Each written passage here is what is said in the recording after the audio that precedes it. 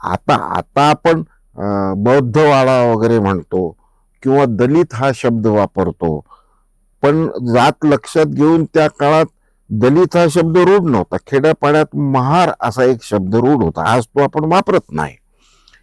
पण मग आमचे गुरुजी जे होते, महाराचे मास्तर अशी त्यांची ख्याती होती, आणि ते शिकवायचे मुलांना गावातल्या.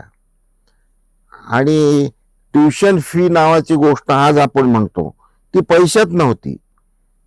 मास्तरांना भाकरी द्यायची, ते एकटेच राहत होते, त्यांचं लग्न झालेलं नव्हतं. त्याच्यामुळं ते जी जी मुलं होती त्यांच्या त्यांच्या घरासमोर जायचे आणि भाकरी घेऊन यायचे.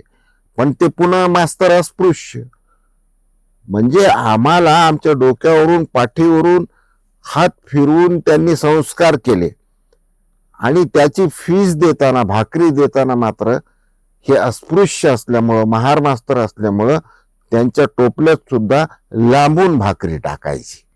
हे सगळे लहानपणापासून सगळे माझ्या मनावर एक आघात करत होते, प्रभाव टाकत होते, आणि ते सगळं मनात राहत होतं.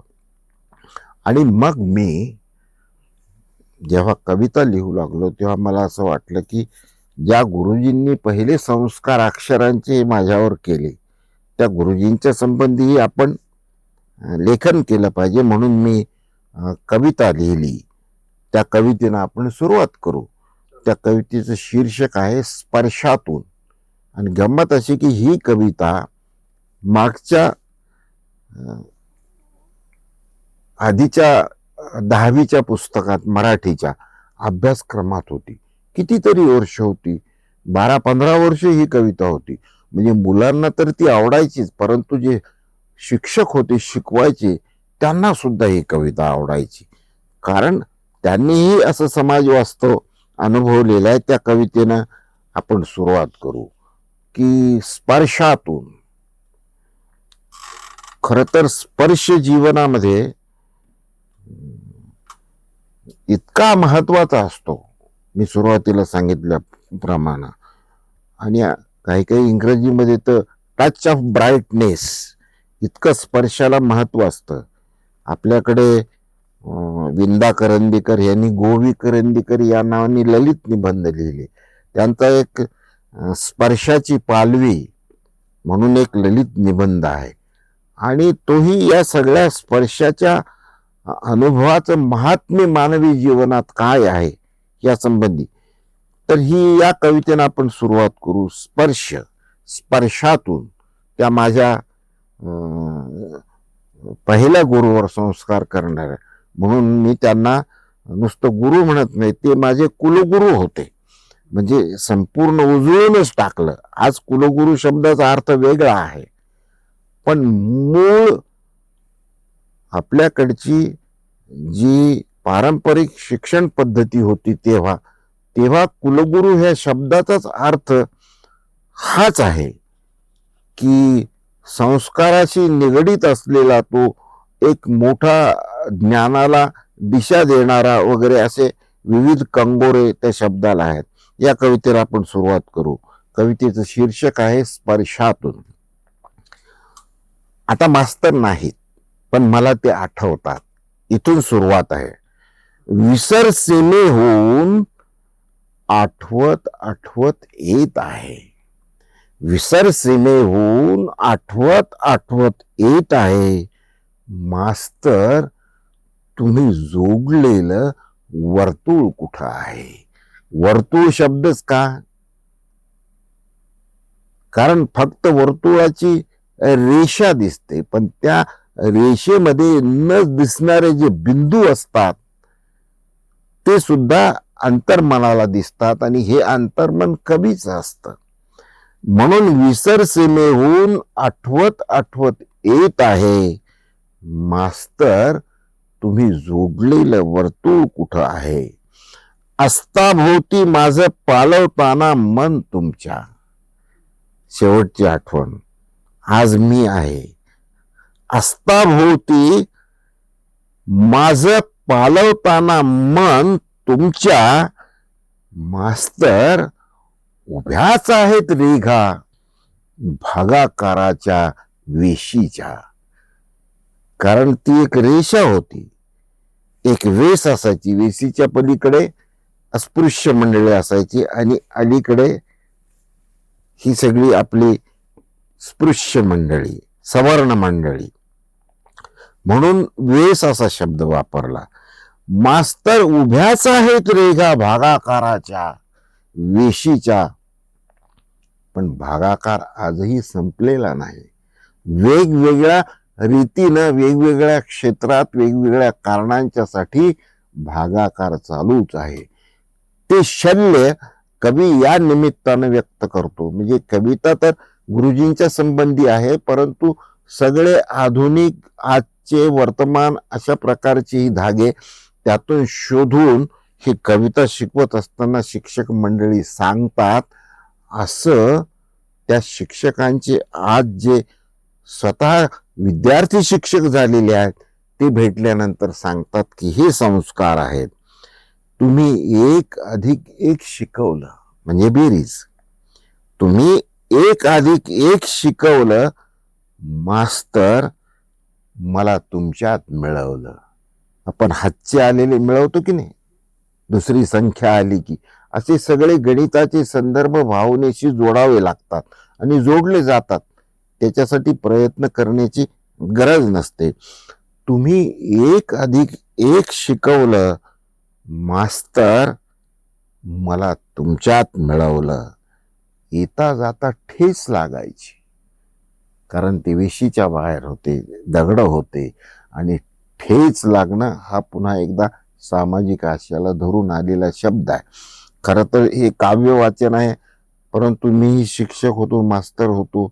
कविता शिकवताना जी स्पष्टीकरणं लागत असतात ते काव्य वाचनात देऊ नयेत असा संकेत आहे. पण आता आपला हा संवाद आहे, त्यामुळं आपण एकमेकांशी बोलतो आहोत. त्याच्यामुळे मग शब्दांच्या संबंधी सुद्धा हे कीर्तन हे होत असतं मधून मधून. येता जाता ठेच लागायची, मास्तर होता तुम्ही वेशी बाहेर, आमचं नालंदा तुमचं घर. नालंदा एका जुन्या विद्यापीठाचा उल्लेख आहे. हे काय मी पाहिलं नाही, पण मी वाचून सगळं लक्षात यायचं की मास्तरांचं घर आणि तेव्हाचं नालंदा हे सारखंच असलं पाहिजे. आणि नालंदा सुद्धा मास्तराच्या घरापेक्षा आत्मीयतेनं वेगळं नसेल. मास्तर उभ्याच आहेत रेघा भागाकाराच्या वेशीच्या. तुम्ही 1+1 शिकवलं मास्तर, मला तुमच्यात मिळवलं. येता जाता ठेच लागायची, मास्तर होता तुम्ही वेशी बाहेर, आमचं नालंदा तुमचं घर. काटे कुरवाळणारी पिकलेली बोर. तिचं एक झाड होतं, काटे कुरवाळणारी पिकलेली बोर. आता काट्यांना कोणी कुरवाळत नाही, पण जिच्या अंगावरच जन्मतः काटे आहेत तिथं कुरवाळणारच आपल्या लेकरांना.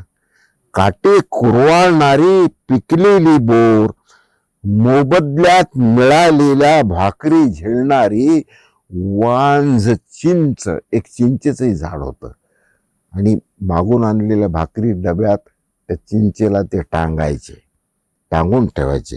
वांझ चिंच असा शब्द वापरलेला आहे. आणि मास्तर कुठून यायच्या लाल मुंग्या मोबदला टोकरायला. त्यांचा तो मोबदला होता, पण मुंग्यांना माहिती नव्हतं. कुठून यायच्या लाल मुंग्या मोबदला टोकरायला, चिलमीला कधीच नाही छापीची लुंगी लावली. चिलीम ओढायचे, पण आपण ज्याला कापड गुंडाळून मग ते ओढायचे, ते कापड लावायचे नाही. आणि म्हणून अशी गोल असल्यामुळं मी त्या छापीला लुंगी शब्द वापरला. म्हणजे लोकांना ते कळतं की अनेक चिलमी लुंगीतही फिरायच्या पुष्कळदा. आणि म्हणून लुंगीत जे कोणी फिरत असतील त्याला तुम्ही चिलीम म्हटलं तरी चालतं. म्हणजे आमच्या वेगळ्या भाषेत कविता गंभीर आहे, पण मधून मधून निवेदनामध्ये हा सूर येत असतो. चिलमीला कधीच नाही छापीची लुंगी लावली, मास्तर सारीच होती का ती प्रतीक जगण्यातली. जसं काही तुम्ही जगणंच त्या प्रतीकातून सांगत होता की काय.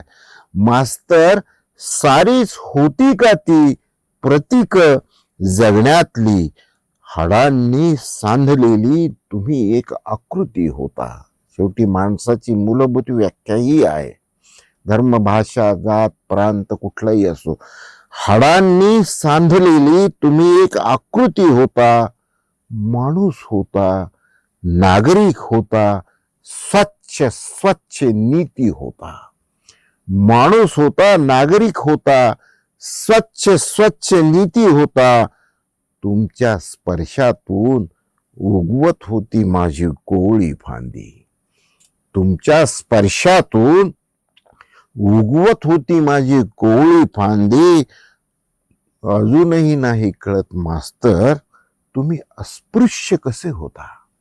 अजूनही नाही उमजत मास्तर, तुम्ही अस्पृश्य कसे होता. माझ्या युगात मी तरंगत असताना प्रवेश करून, माझ्या युगात मी तरंगत असताना प्रवेश करून तुम्ही तुमच्या विकल जगण्याच्या गावास का, कशासाठी घेतलं लपेटून. तुम्ही तुमच्या विकल जगण्याच्या गावास का, कशासाठी घेतलं लपेटून. मास्तर, का हरवलं क्षितिज धुईला चुकून. मास्तर, का हरवलं क्षितिज धुईला चुकून. मास्तर, धावतायत हे प्रश्न पृथ्वीसारखे. मास्तर, धावतायत हे प्रश्न पृथ्वीसारखे. आगगाडी थांबेल तेव्हाही धावतील का सारखे. आगगाडी थांबेल तेव्हाही धावतील का सारखे. होतायत आता मुक्त संवाद आकाश मातीचे. होतायत आता मुक्त संवाद आकाश मातीचे, पण नालंदा कुठं आहे. होतायत आता मुक्त संवाद आकाश मातीचे, पण नालंदा कुठं आहे. चिंचेचं बोरीचं मूळ कुठं आहे. चिंचेचं बोरीचं मूळ कुठं आहे. मास्तर, तुम्ही जोडलेलं वर्तुळ कुठं आहे. चिंचेचं बोरीचं मूळ कुठं आहे. मास्तर, तुम्ही जोडलेलं वर्तुळ कुठं आहे. विसरस मेहून आठवत आठवत येत आहे. मास्तर, तुम्ही जोडलेलं वर्तुळ कुठं आहे.